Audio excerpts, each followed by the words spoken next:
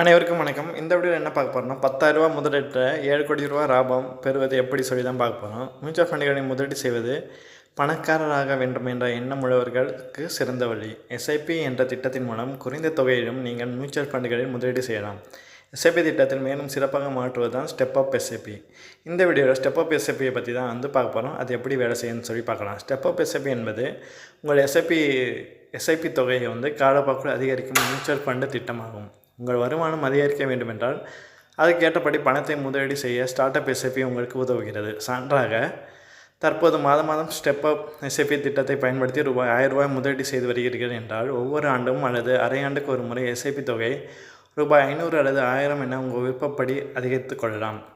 Start up SIP திட்டத்தை தேர்ந்தெடுக்கும் போது நீங்கள் தொடக்கத்தில் எவ்வளோ தொகையை முதலீடு செய்ய இருக்கிறீர்கள், அத்துடன் எந்த கால இடைவெளியில் எவ்வளோ தொகையை அதிகரிக்க வேண்டும் என்பதை தேர்வு செய்ய வேண்டும்.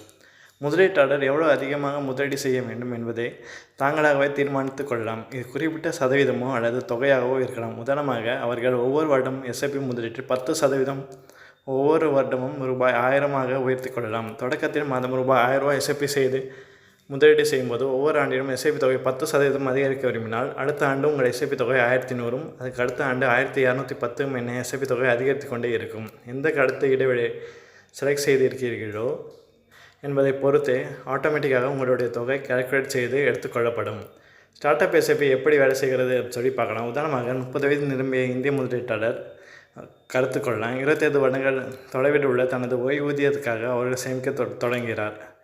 பிரியா தனது சம்பளத்தில் காலப்போக்கை அதிகரிக்க வேண்டும் என எதிர்பார்க்கிறார் மற்றும் தனது முதலீடுகளை காலப்போக்கில் அதிகரிக்க விரும்புகிறார். ஸ்டார்ட் அப் எஸ்ஐபி மூலம் மியூச்சுவல் ஃபண்டில் முதலீடு செய்ய முடிவு செய்கிறார். ஆரம்பத்தில் பிரியா மாதம் 10,000 தொடங்குகிறாங்க. அதே போல் பிரியா தனது எஸ்ஐபி தொகையை ஆண்டுதோறும் அதிகரிக்க முடிவு செய்கிறார். ஒவ்வொரு வருடமும் தனது எஸ்ஐபி தொகையை 10% அதிகரிப்பதை அவர் தேர்வு செய்கிறார். முதல் ஆண்டு பிரியா 10,000 முதலீடு செய்கிறார். முதல் ஆண்டு முடிவில் அவங்க 10,000 × 12 மாதம் எவ்வளோ இன்ஸ்டால் பண்ணியிருப்பாங்கன்னா 1,20,000 இன்வெஸ்ட் பண்ணியிருப்பாங்க. இரண்டாவது ஆண்டு 10% அதிகரிச்சு, அதாவது 11,000 முதலீடு செய்கிறார். 11,000 × 12 1,32,000. மூன்றாம் ஆண்டு எஸ்ஐபியில் மேலும் 10% அதிகரித்து 12,100 முதலீடு செய்கிறாங்க. 12,100 × 12 1,45,200. நான்காம் ஆண்டு எஸ்ஐபி மூலம் 10% அதிகரித்து 13,310 முதலீடு செய்கிறாங்க. நான்காம் ஆண்டு 13,310 × 12 1,59,820. ஐந்தாம் ஆண்டு எஸ்ஐபியில் 10% அதிகரித்து 14,641 முதலீடு செய்கிறாங்க. இது மூலமாக 1,75,692 முதலீடு செய்திருக்காங்க. இந்த முறை ஒவ்வொரு ஆண்டும் தொடர்கிறது. எஸ்ஐபி தொகை ஆண்டுதோறும் 10% அதிகரிக்கிறது.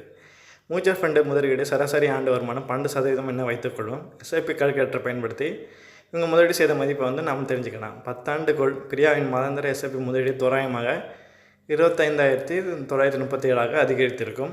20ஆம் ஆண்டுக்குள் அவரது மாத எஸ்ஐபி ரூபாய் 67,275 இருக்கும். 25 ஆண்டுக்குள் எஸ்ஐபி தொகை சுமார் 1,08,347 இருக்கும்.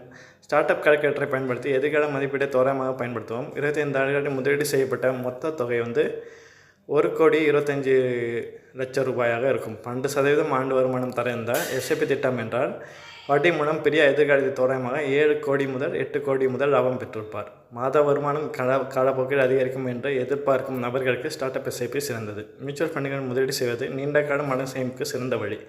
ஸ்டார்ட் அப் எஸ்ஐபி திட்டம் நீங்கள் முதலீடு செய்யும் தொகையை காலப்போக்கில் அதிகரிக்க உதவுவது மூலம் உங்கள் நிதி இலக்குகளை எளிதில் அடைய உதவும். நன்றி.